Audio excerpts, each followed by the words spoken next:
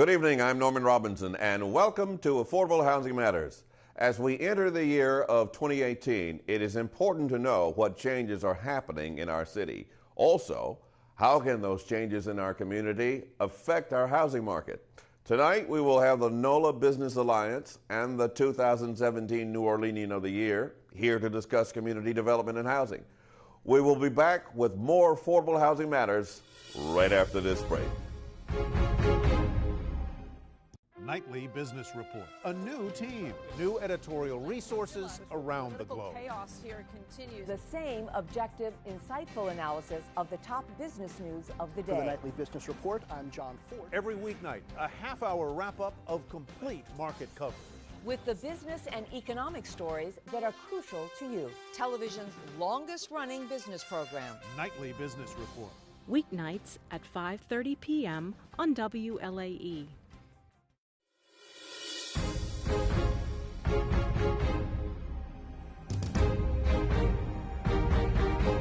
You know, economic development and affordable housing are key to a striving city. And for the city of New Orleans, it is vital to deal with our present housing crisis.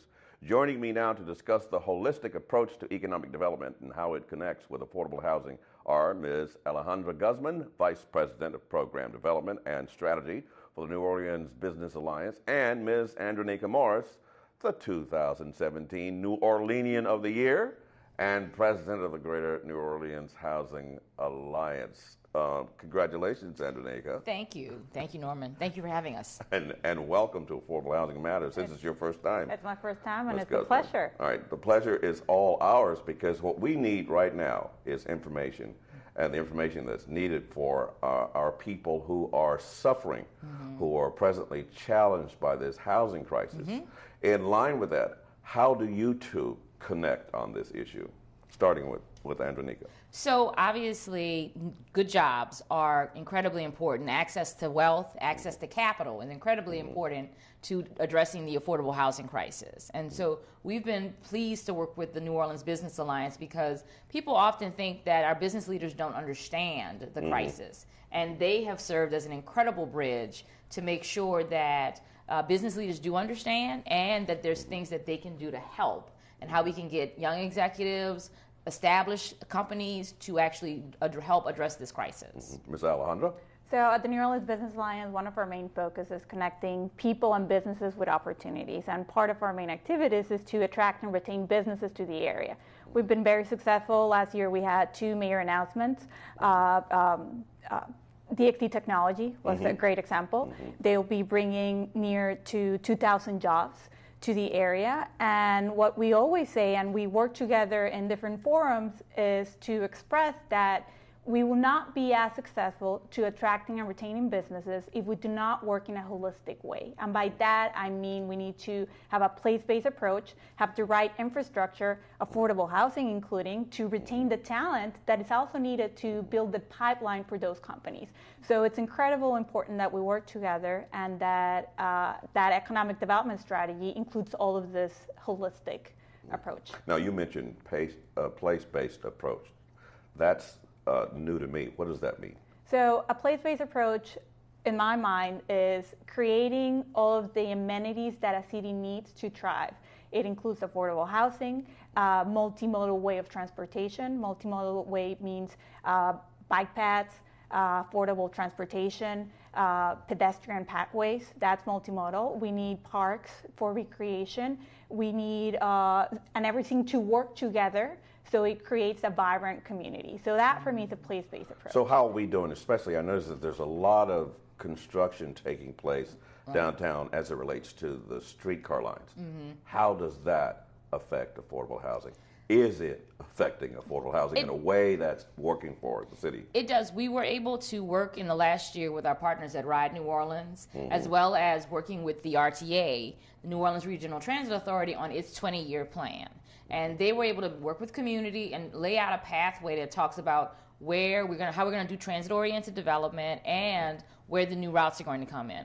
Unfortunately, it's going to take some time, which means that we need to be talking about investing along existing transit routes and making sure that we can create housing, increase the housing stock, because that'll help with affordability, but also make sure that we can create specific projects and increase housing that is affordable for this market.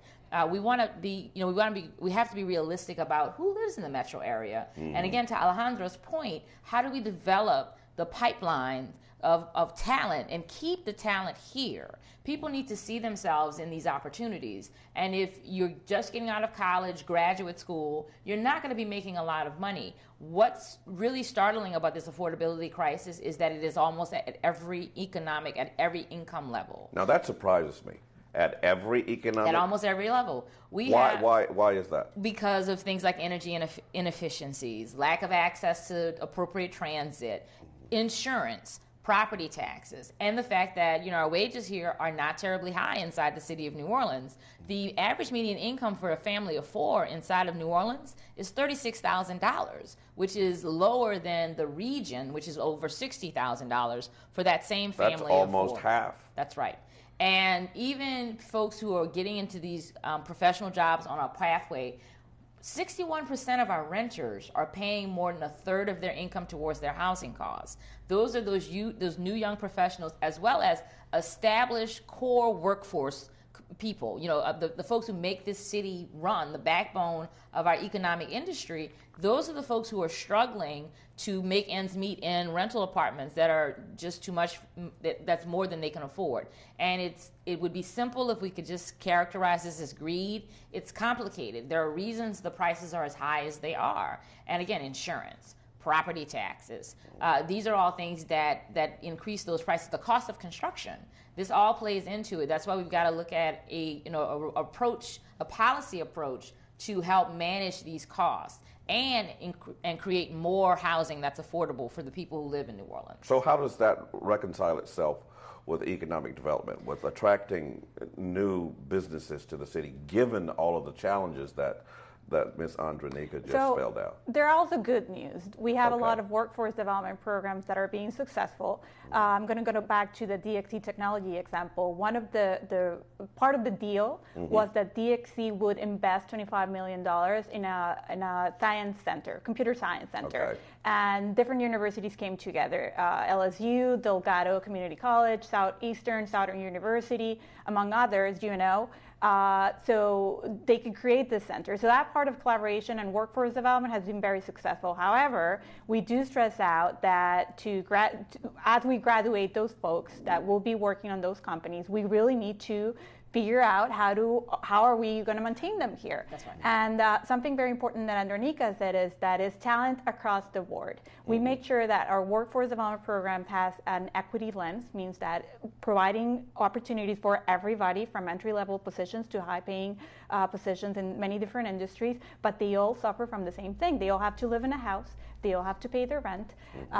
They all have to use all different amenities. And the more we figure out great solutions to provide those amenities to our folks, the more successful we're going to be in our economic development strategy. Now, I was reading, and I'm sure all of you, both of you are aware of this, that New Orleans lost out on the new Amazon headquarters request. So how did that factor into the affordable housing issue? Do you think that might have been one of the issues that precluded us from being included? It could have been, but you look at the cities that are on the list. New York City also has an affordable housing crisis, while New Orleans is the second most cost-burdened market in the country for renters. San Francisco's number 1, we're number 2. New York is number 3. So obviously an investment like that, this is why we've been working so closely with the New Orleans Business Alliance, because we need our business leaders to understand that they can help this issue. We can talk about wages, but we can also talk about strategic investments and in support of policies that increase transit-oriented development so that their workers can get to work with ease and efficiency, that this is something that we're all in it together. And so something like an Amazon investment, they could have made it conditional that there be a plethora of housing. So I'm not sure how they made their decision, but we could have leveraged that kind of investment if they came ready to help us meet our needs, not simply looking for the best deal for themselves, like DXC. Yeah, to piggyback on what you said, I'm sure you appreciate this author, Richard Florida. He has a book that is called Urban Crisis. And in that book, he mentions that a lot of the cities that have claimed economic success are having issues with affordable housing. So we are in a very good point, to an extent, in which we can develop, grow, and we can develop sustainable. So we can learn from those other cities that have already grown, that claim to be economically successful, but they are not being able to retain some of their talent. Right. So, I mean, in a sense, we're in a good way. We can learn from others, and we can apply those sustainable practices that many of us already know. And being honest about what's happening and saying to our new partners, to the existing business community, we need you to help address this city. It's in everyone's best interest. And so we need partners who are ready to do that. Again, you look at a San Francisco, where there are people, I'm sure, who think that that's a good thing, but we're seeing how that's playing out long term in that city's history, that city's future, I should say. And the leaders there recognize that they have a serious problem that they need to address. Cities need diversity. Cities cannot be, these enclaves of the upper percentage that it doesn't work. It's not sustainable long term. And since you mentioned that, that's a lot. There's a lot of concern about that. Yes. Here in the Metro New Orleans area, That's especially as it relates to this ongoing controversy or debate about gentrification. Right. So yes, and so where do you guys come down on that on that particular discussion subject? So obviously, what makes New Orleans special is her people, right? And so people come to New Orleans right now. Our major tourism is our major economic driving force. Right. That is based on the charm and everything that is unique about New Orleans, and that is largely tied up in her people. So if her people can't stay here, we have a slogan that we use: if we displace everyone who makes New Orleans cool, how long will people think that it's cool?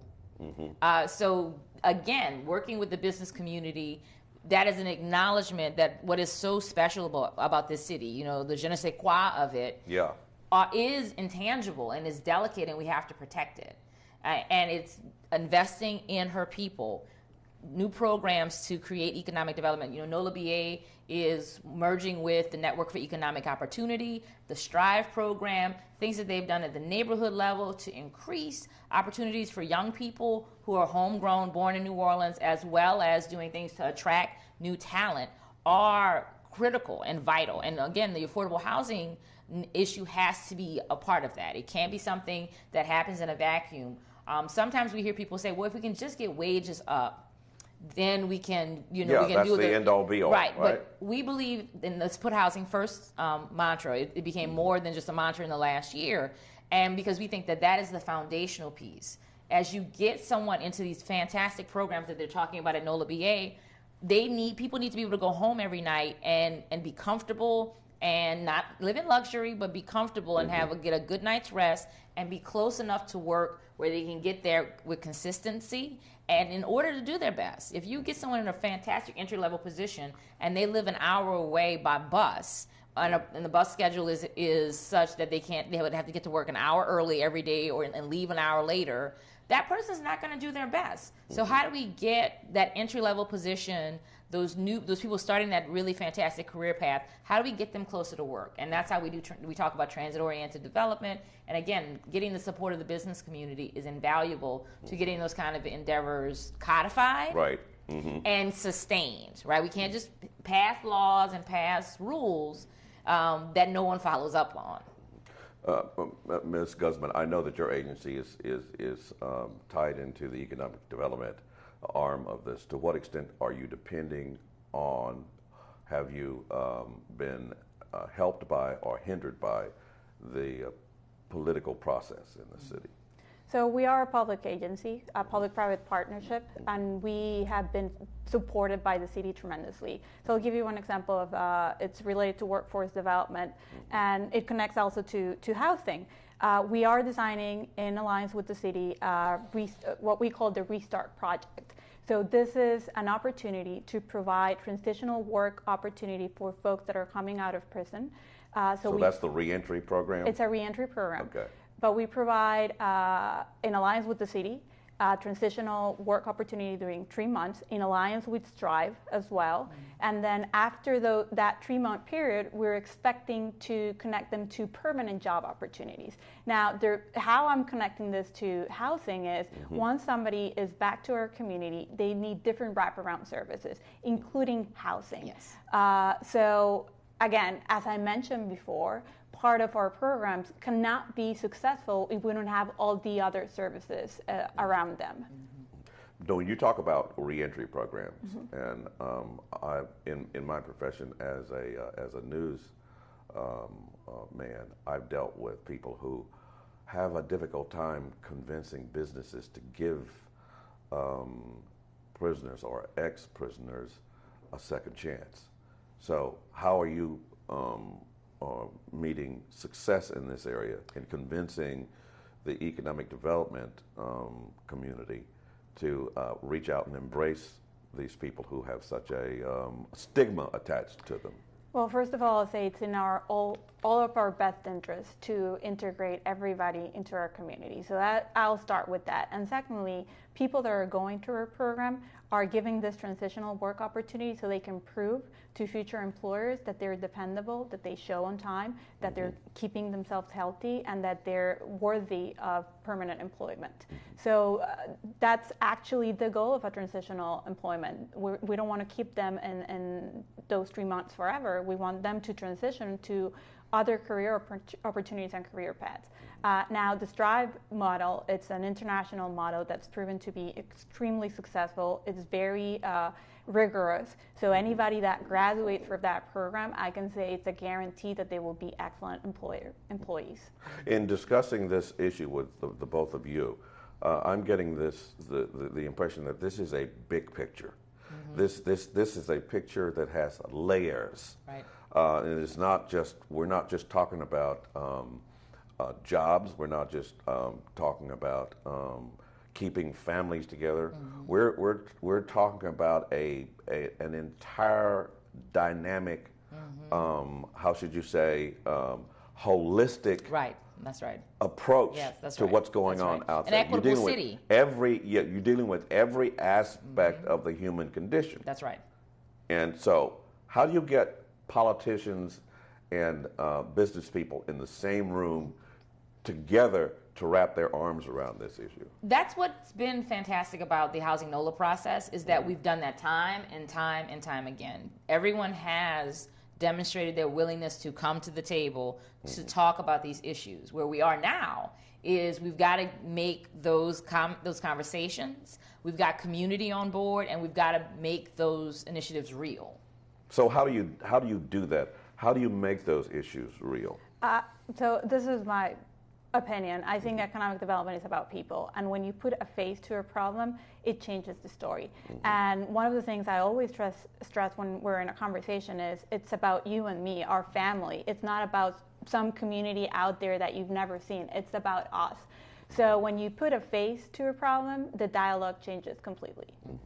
Now, in doing my research for this program, I was interested in how the tax reform bill that was just passed by Congress and the President is going to affect tax credits. And tax credits have been a key part of affordable housing. So if those tax credits are no longer there, then where are we?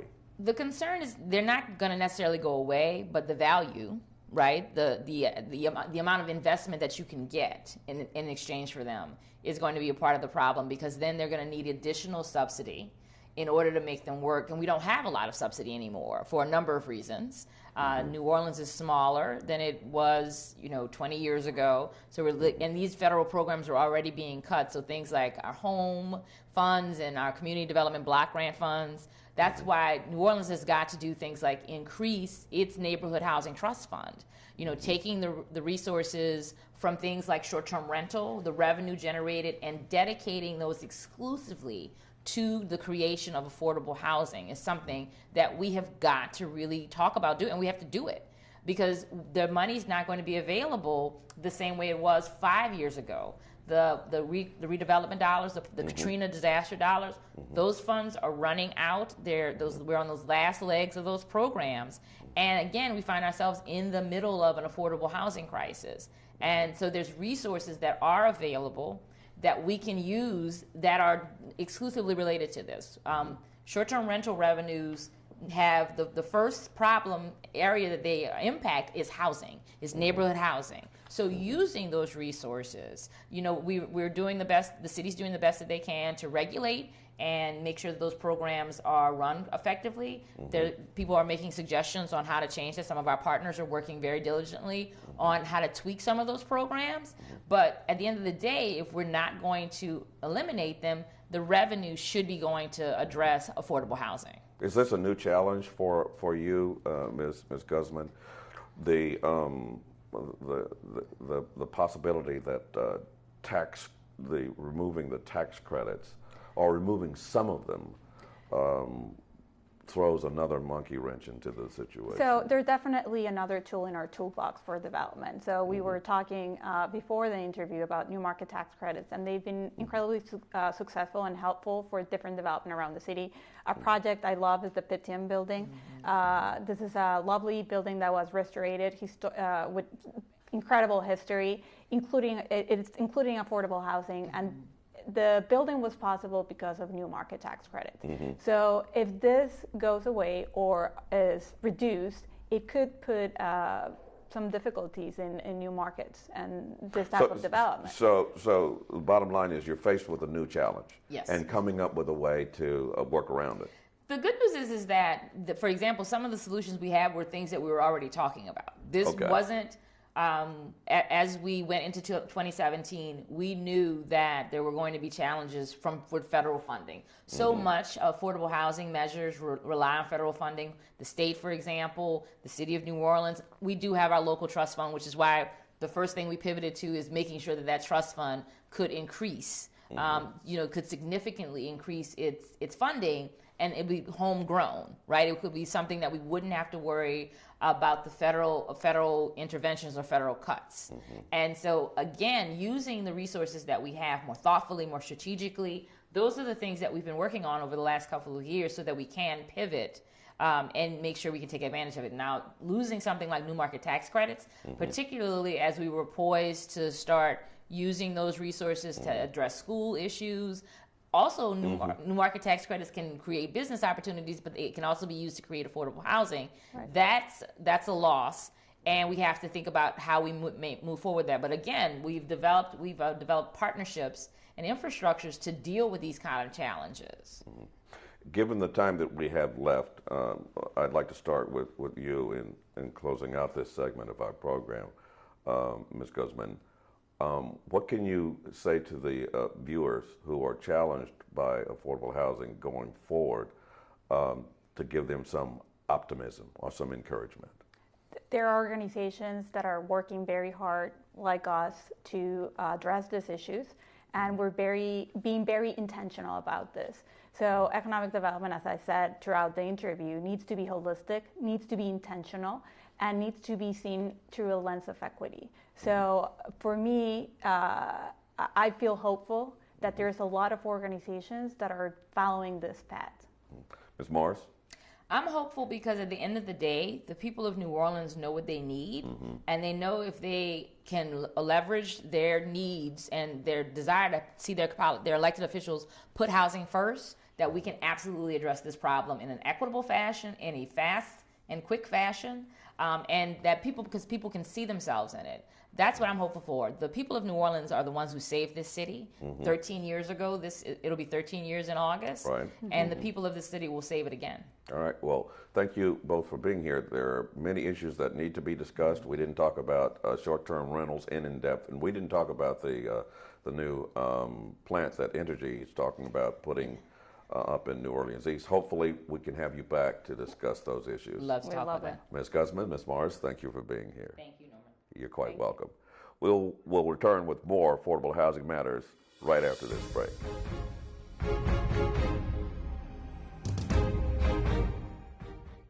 Just think, what if we didn't have local TV and radio?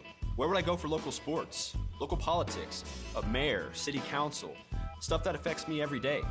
How about health? Who's covering things that endanger my family? I need to know now, as it happens, from sources I trust, people in my community. No agenda, no bias like you find on cable and social media. Just facts. For news I can trust, I stay local. Support your local station. Text TV to 52886 today. We would again like to thank Ms. Andreanecia Morris and Ms. Alejandra Guzman for joining us this evening on Affordable Housing Matters. If you would like to re-watch this and other episodes of Affordable Housing Matters, go to WLAE.com and click on the programming link. There you can re-watch this episode and all past episodes of Affordable Housing Matters. Thank you for joining us. I'm Norman Robinson. Have a good night.